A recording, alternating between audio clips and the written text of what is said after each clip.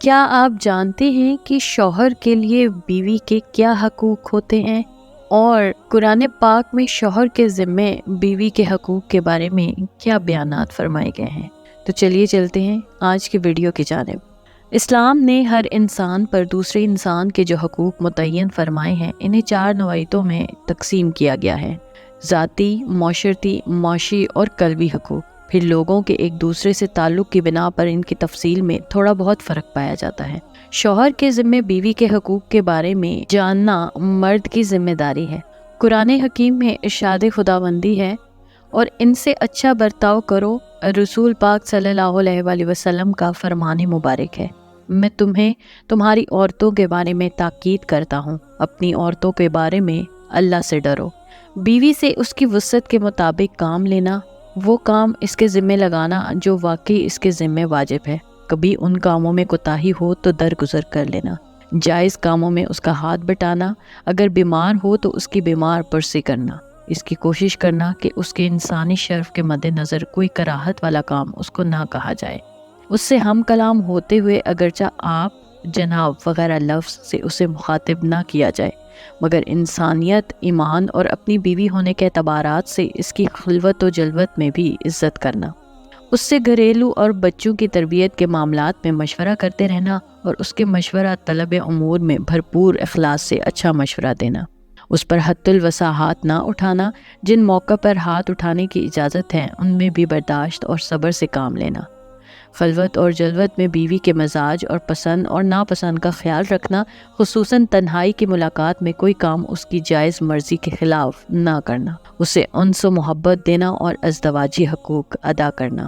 اگر کوئی شرعی عذر نہ ہو تو نکاح کے بعد کم از کم ایک بار اور پھر ہر 4 ماہ میں کم از کم ایک بار حق کے زوجیت ادا کرنا۔ اس کی تفصیل یہ ہے کہ نکاح کے بعد کم از کم ایک بار بیوی کو یہ حق ادا کرنا مرد پر ایسے واجب ہے کہ عدم ادائیگی کی صورت میں بیوی قانونی چارہ جوئی بھی کر سکتی ہے، اور اگر شوہر میں اس کی حق کی ادائیگی کرنے کی صلاحیت نہ ہو تو بیوی قانونی طور پر اپنا نکاح ختم بھی کروا سکتی ہے، البتہ اگر وہ ایسے شوہر کے ساتھ اللہ کی رضا کے لیے صبر کرے اور کسی فتنے کا بھی اندیشہ نہ ہو تو انشاءاللہ بے پناہ اجر کی حقدار ہوگی۔ اگر 4 ماہ یا اس سے زیادہ عرصے کے سفر کی ضرورت پیش آ جائے تو اس کے لیے بیوی سے اس کے حق کے حوالے سے اجازت لینا ضروری ہے، اگرچہ یہ سفر حصول دین، دعوت تبلیغ اور جہاد وغیرہ کے لیے ہو۔ جب وہ بخوشی اس سفر کی اجازت دینے پر تیار ہو جائے تو اس کی جان، مال اور عزت کی حفاظت، قابل اعتماد محرم اور بال بچوں کی ضروریات زندگی کا مناسب انتظام کر کے ہی سفر کرے۔ البتہ چونکہ یہ دینی امور آدمی کی ایمانی ضرورت ہے، اس لیے وہ مسلسل بیوی کی ذہن سازی کر کے اس سفر کی اجازت دینے کے لیے تیاری کرنے کی کوشش کرتا رہے، لیکن جب تک بیوی تیار نہ ہو، مندرجہ بالا انتظامات مکمل نہ ہو سکیں، تب تک اپنے مقام پر ہی ان دینی امور میں محنت کرتا رہے، اور رہی اس ضمن میں شرعی عذر کی بات تو اس کا حل موقع کے مطابق قریبی مسجد مفتی صاحب سے دریافت کر لیا جائے۔ ایسی نوبت تک کسی جھگڑے کو نہ پہنچانا کہ جس کے بعد علیحدگی کے سوا چارہ نہ رہے۔ اگر ایسی نوبت آ بھی جائے تو علیحدگی یعنی طلاق کے لیے اسلام کے طے کردہ خوبصورت اصول اور ضوابط کی پیروی کرنا، بیوی کے معاشرتی حقوق میں اسے معاشرے میں یعنی اپنے علاوہ دوسرے لوگوں میں عزت دینا، کسی دوسرے خصوصاً اپنے ماں باپ، بہن بھائیوں وغیرہ کے سامنے اس سے پوچھ گچھ یا اس کی سرزش نہ کرنا، اسی طرح بچوں کے سامنے ان کی ماں کا وقار بحال رکھنا، بچوں کے جو معاملات ان کی ماں سے متعلق ہیں یا جن معاملات میں ماں ان پر کوئی حکم چلانا چاہے تو بچوں کو یہ باور کروانا کہ ان کی ماں ان کے معاملے میں پوری طرح خود مختار ہے، گھر میں اپنی عدم موجودگی کی صورت میں اسے اپنے نائب کی حیثیت دینا، اس کے جائز فیصلوں کی تائید کر کے انہیں برقرار رکھنا، اس کے ماں باپ کو بالکل اپنے ماں باپ کی طرح عزت دینا، اس کے دیگر رشتہ داروں اور سہیلیوں کو عزت دینا اور ان کے ہاں وقتاً فوقتاً جائز حد تک اس کے مطالبے پر اسے وہاں لے کر جانا، بے پردگی اور دیگر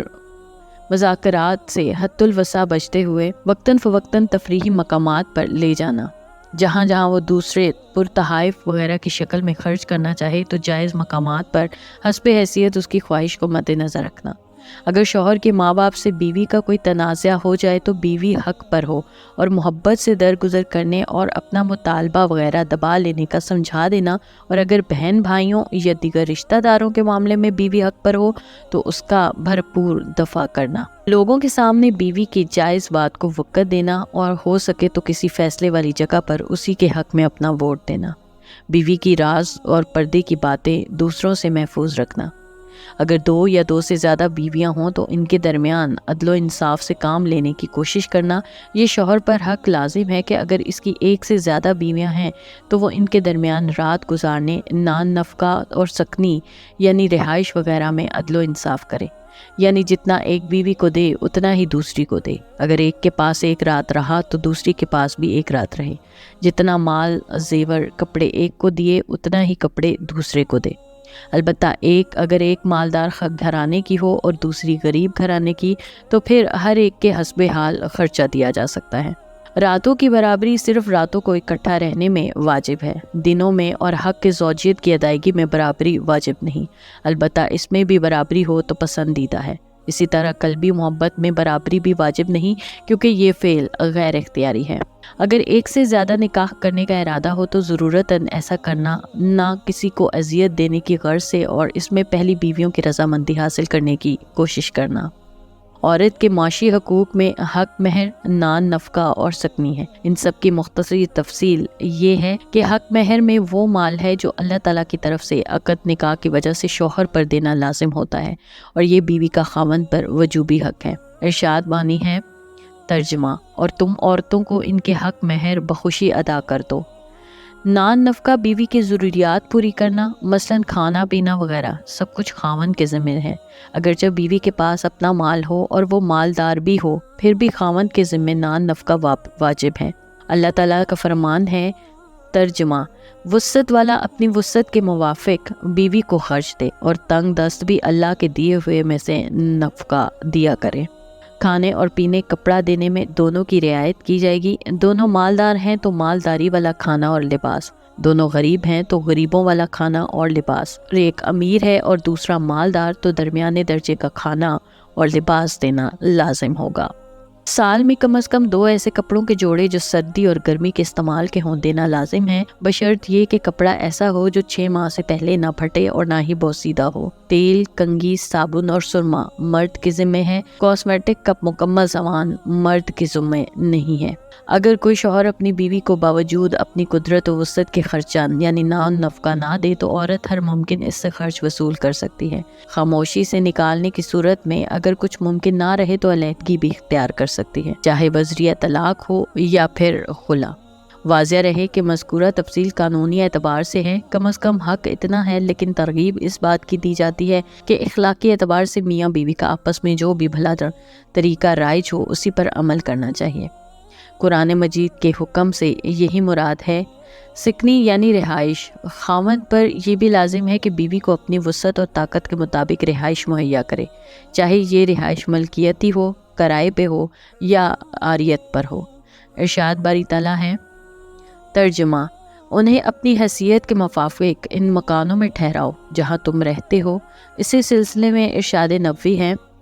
تم پر بیوی کا حق ہے کہ جب کھاؤ تو اسے بھی کھلاؤ، جب پہنو اسے بھی پہناؤ، چہرے پر نہ مارو، اس سے بد دعا نہ دو، ناراض ہو کر گھر سے باہر نہ نکالو۔